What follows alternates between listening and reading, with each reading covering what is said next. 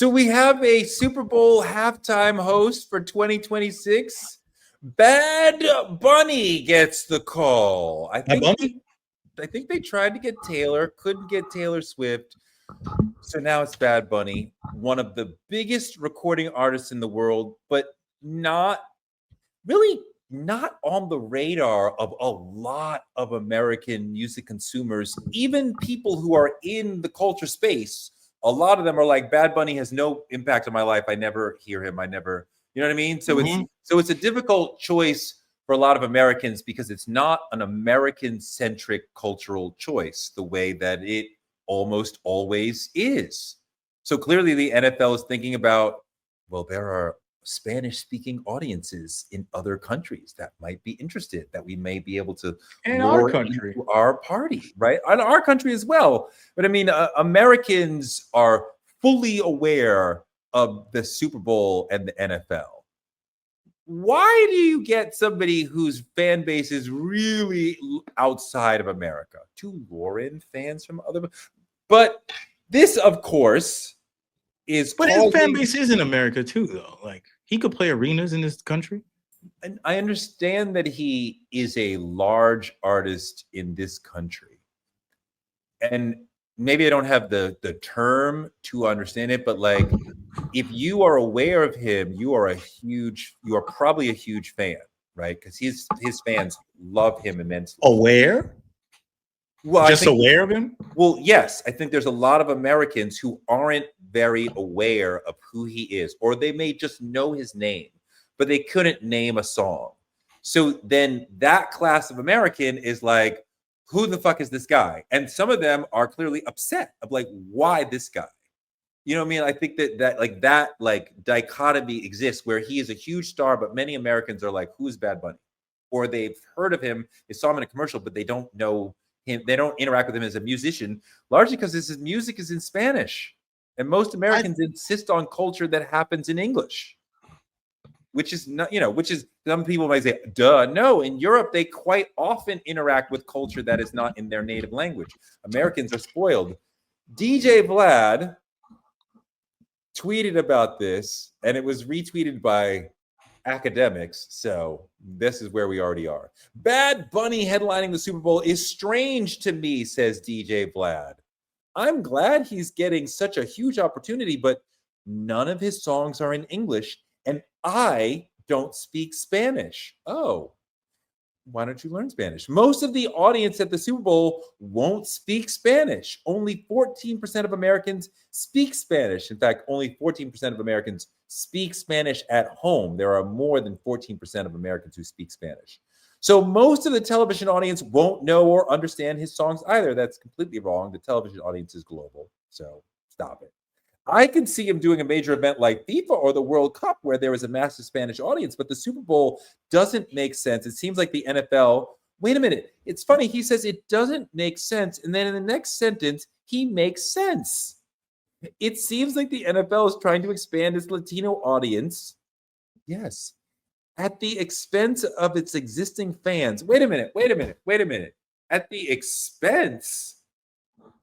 People are going to turn the television off and stop consuming the NFL if somebody comes on and sings some songs in Spanish? That's what people might think. But let's just talk about who Bad Bunny is, and I have to look at some numbers in there and why that's kind of stupid. Bad Bunny's last tour, when he was able to tour, because he's afraid to tour now, clearly because of the ICE situation. So he's afraid to doesn't want ICE, not for himself, but doesn't want to lure his fans in, and then ICE uses his concerts to grab people. That would be an absolute nightmare. So that's why he's doing everything in PR and having like this residency over there, which is beautiful, right? He sold about 800,000 tickets on his last tour. That was his last tour. He wasn't even as big. All in America. Drake did 1.3 in the biggest hip hop tour ever, supposedly. Just finished it, right? Drake 1.3. He's 800,000 back the last time. That is a person that can command a halftime show. You sell 800,000 tickets. A lot of people know you in this country, and desire to go to your actual events, right? That's a fan if you're paying a ticket to go to the show. Sure. Now, the problem is since this country doesn't have a monoculture like before, every single artist that's gonna on that stage has a large group of people that never heard one song from them. Before, we were forced to hear bullshit. We knew everything that was hot because it was everywhere in all the channels that we had. But also, we have shifted in the Jay-Z era of the halftime show from the old famous artists to we're doing contemporary artists now. And contemporary artists are going to be more polarized. Who's Jay-Z's first artist again? Didn't he start with Dr. Dre? That was him. That was the start. That was the start. I don't think so. Either Dr. Dre or The Weeknd, somewhere in there. They did. The Weeknd had to be Jay-Z too. Let's look it up. Definitely Jay-Z, and that's where you start to go. We're doing contemporary artists now, and not legacy artists. So before it was the Rolling Stones and Madonna.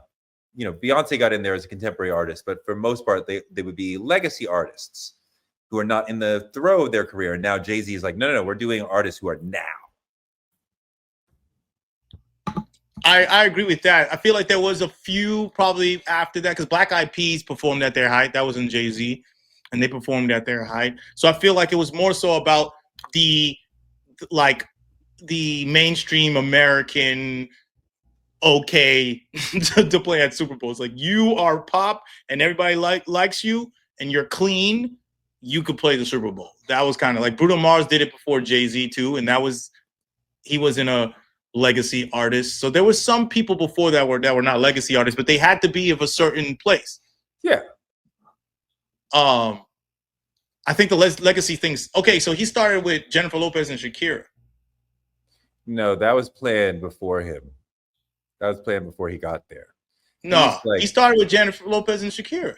No, I believe that was planned before he got the job. That his first suggestion, that he's really running. Yeah, I mean, I see what you see as producer, but I think that they were already contracted before he was there. I remember him saying he picked it too, but everything I see online says that this was his first gig. Okay.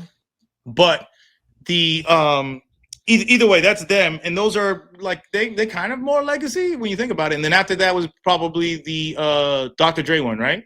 Weeknd was next after Shakira and J-Lo, and then Dr. Dre, then Rihanna, Usher, Kenny. Yeah, he's been holding the people down, Jason. but yeah, so Bad Bunny, just like we were saying, he's like he commands the attention that superstars command in this country. There's going to be a group of people who don't listen to his music that are like, what's this? But that's what all the other artists that played too. There's a bunch of people that don't know Kendrick's music, and he played it. He had a moment. He was big. He made sense. But there were so many people that didn't know it, and it was the best. It was the most watched halftime show. It is. Ever. I mean, the reason why you have to do Kendrick last year's obvious, right? Like he is the biggest artist on the planet because everybody's freaking talking about him because of this one freak part of his career. Bad Bunny isn't, as far as I know, he's not having a special moment. I mean, he is. What right now? What's happening?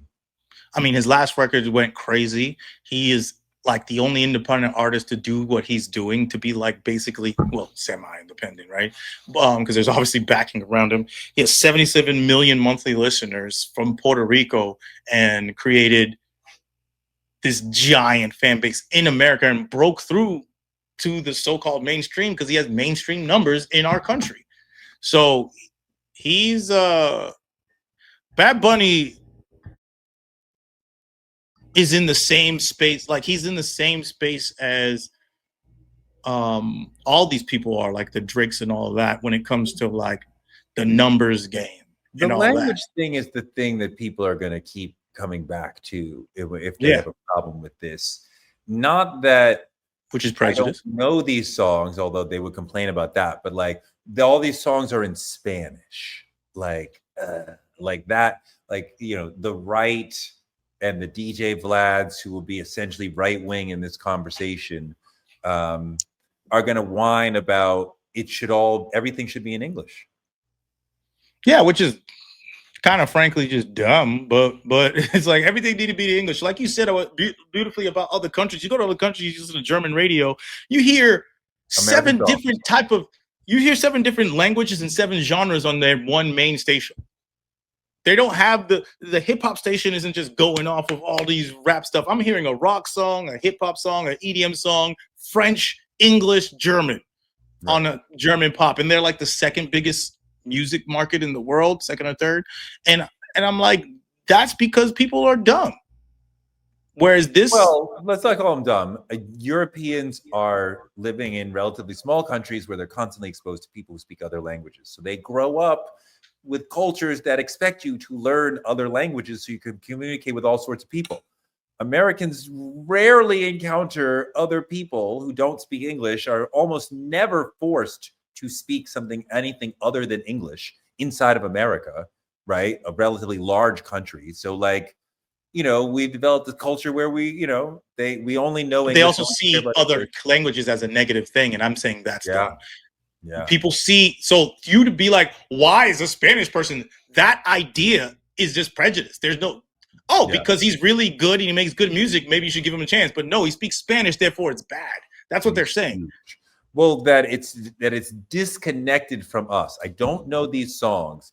And at least if it was Chappell Roan or Sabrina Carpenter, I could listen along and figure out what she's saying. But I can't even figure out what Bad Bunny is saying because he said, Vlad didn't even talk about, I don't speak Spanish. The Super Bowl audience, the television audience won't know or understand the songs either. The people who don't understand the songs can go in the kitchen and get a sandwich. Kitchen wings, get an extra wing. Right? And all the people who love Bad Bunny, who don't care about the game, will come streaming into the room, watch the show, and be out.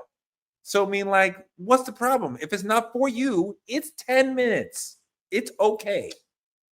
There's going to be 800,000 extra people who are just tuning in because they don't even watch football. They just tune in for the halftime show. People got to think about they got to just make sense of business. The halftime show is not only and usually not for the people who just happen to be watching the game. They're getting everybody to sit there. Right. So halftime show is a thing on itself. Like people watch the Kendrick show that didn't watch the game at all. A lot of people. If you're planning the show, you have to think about how do we get even more people to watch? Exactly. Not how do we entertain the people who are here. They're already here. Yeah, we got them because we got the Chiefs and the 49ers. You're exactly. You don't matter. You're gonna be here anyways. Right. You're the last person we should be thinking about. How can we get somebody who's still not interested, even though we have Patrick Mahomes and whoever the fuck? How else can we get? Oh, and that's why they started with Taylor. I mean, like, even if she wasn't marrying an NFL player, they'd still want Taylor Swift to host a Super Bowl, and half the NFL would be like, what the fuck is this? Mm-hmm. And all the fucking girls and all the women and all the Taylor fans are like, move, Brad. Move, Chad. I want to see Taylor. Yeah, I don't think Taylor wants to do that when she fills up the same stadium they playing 7 times in a row. It's like, why would I do the Super Bowl? No, I feel you, and I understand that it doesn't add much to Taylor. Yeah. It wouldn't hurt, but it doesn't. There's a limited amount that she can grow vis-a-vis the amount of time and money that she has to spend to have that thing, because they'll give her a little budget, but to do a Taylor Swift type performance, she's going to have to spend, to do a Rihanna level. Pays for it all, right? And she's like, I'm not doing that.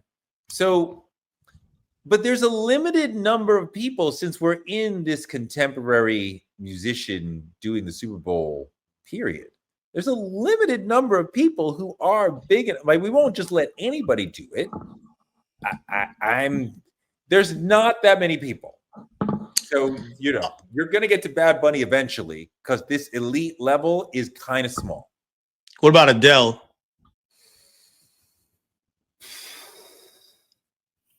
So there's Taylor Swift, Adele, Drake hasn't done it.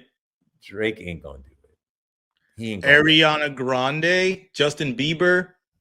maybe Bieber, maybe Bieber gets it one day. Is there any rappers that could do it other than Jay-Z?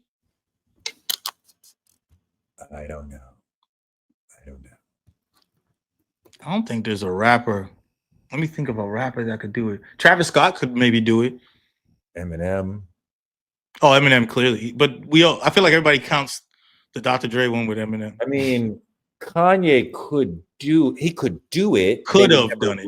Yeah, they would never ask him at this point, but he could have been the one easily. Could do a show. I think Travis could do it. I think Tyler could do it if he kept going. Yeah, Tyler has those numbers. Not now, but maybe later.